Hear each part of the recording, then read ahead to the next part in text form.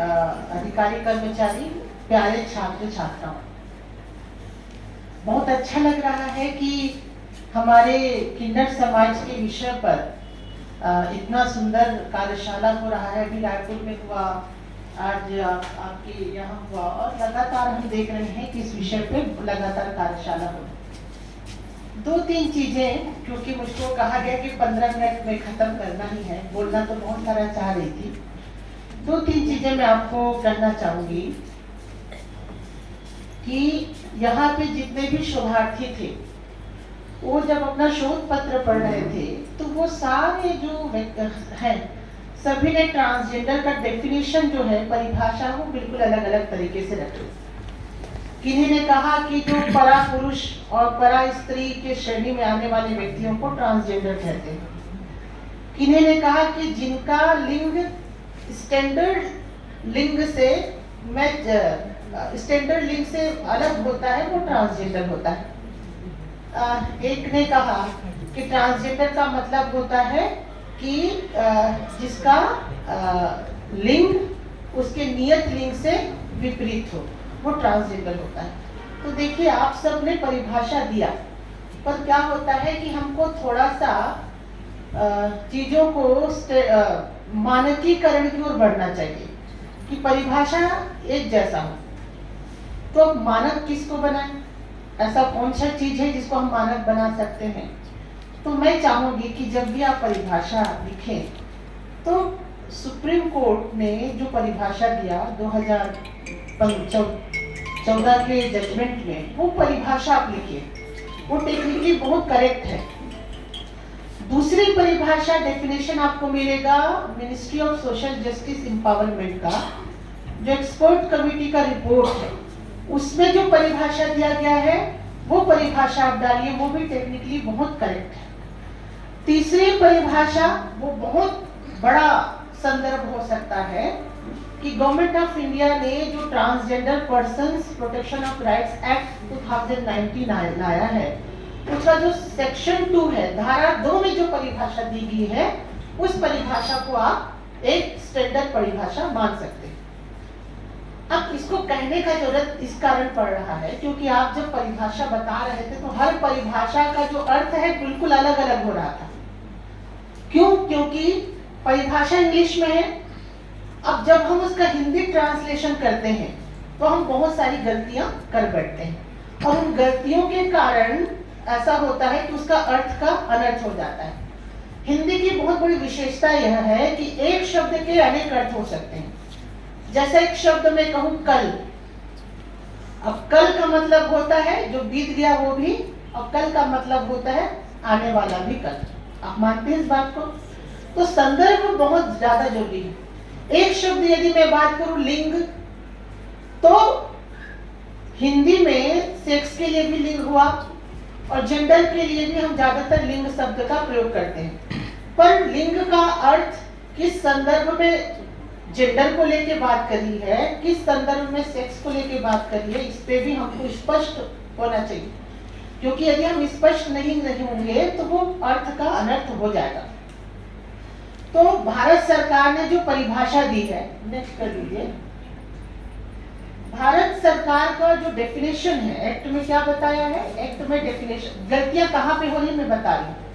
Act में definition नहीं, previous act पे डेफिनेशन ये दिया गया है कि transgender person means a person whose gender does not match with the gender assigned to that person at the birth। ये भारत सरकार का परिभाषा है। अब इस परिभाषा का हिंदी अनुवाद कैसा होगा? वह व्यक्ति, ध्यान से समझिएगा जितने शोधार्थी हैं, इसका अर्थ होगा वह व्यक्ति जिसका लैंगिक अभिव्यक्ति, यहाँ पे 2 बार जो जेंडर वर्ड आया है, एक जेंडर का अर्थ होता है लैंगिक अभिव्यक्ति, उसके बायोलॉजिकल जेंडर से विपरीत हो, मतलब उसके जैविक सेक्स से अपोजिट हो। तो इसका करेक्ट हिंदी ट्रांसलेशन। अब इसमें आप क्या ट्रांसलेट, इंग्लिश का तो आप लिए हैं, उसका ट्रांसलेट आप बहुत गलत तरीके से कर रहे हैं। जब हम बोल रहे हैं transgender person means a person whose gender does not match मतलब मिल नहीं रहा है। अब मिल नहीं रहा है तो आप कई लोग उसको स्टैंडर्ड नहीं है, नियत नहीं, ये अपशब्द घुसा रहे हैं। तो इससे क्या हो रहा है, अर्थ का अर्थ हो रहा है। जब उसमें कहा गया है does not match with the gender assign to that person at the birth, इसका मतलब यह है कि वो जन्म से जो उसको लिंग मिला है उससे उसकी अभिव्यक्ति अलग है।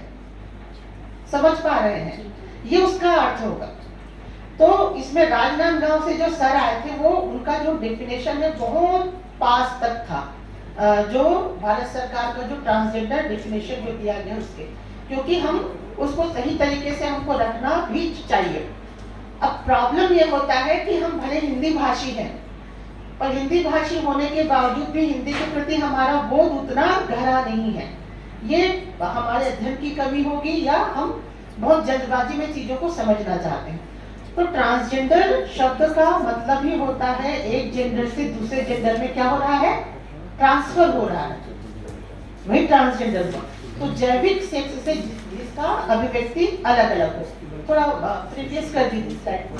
आप ये देखिए, ये ट्रांसजेंडर शब्द का ये इसके भाव को दिखा रहा है। एक पुरुष है, जैविक सेक्स इसका क्या है, पुरुष है, पर इसकी अभिव्यक्ति किस तरीके से करना चाह रहा है, महिला के रूप में। तो जैसे मैं एक पुरुष के शरीर में जन्म ली थी, मैं बायोलॉजिकल एक मेल थी, पर मेरे इमोशन और भावना किसके जैसा था, महिलाओं के जैसी, बिल्कुल ऐसे कंडीशन में थी। तो मैंने क्या किया, मेल जेंडर से फीमेल जेंडर में अपने आप को मैं लाई। यही व्यक्ति जो होता है ट्रांसजेंडर होता है। दूसरा ये होता है कि जो बाय बर्थ महिला है, जैसे हमारे बीच में देव भैया बैठे हैं, वो लास्ट में बैठे हैं, वो बाय बर्थ महिला थी, बिल्कुल आप लोगों के जैसे, पर इनका जो अभिव्यक्ति का तरीका था वो कैसा था, पुरुष के जैसे। तो अपने आप को उन्होंने फीमेल टू मेल कर लिया है। तो ये जो पर्सनालिटी है वो पर्सनालिटी को हम कहते हैं ट्रांसजेंडर।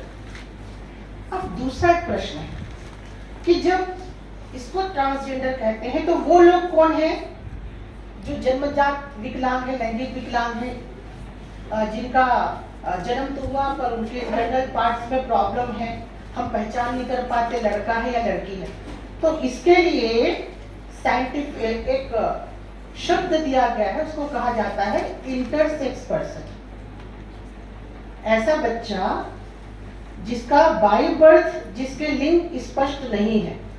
फिर ये किस में आएंगे, तो भारत सरकार का कानून कहता है कि इंटरसेक्स जो बच्चा है वो जब बड़ा होगा, 17 साल 18 साल का होगा, तो वो खुद डिसाइड करेगा कि उसकी अभिव्यक्ति के लिए कौन सा जेंडर उसको ज्यादा कंफर्टेबल महसूस कर रहा है।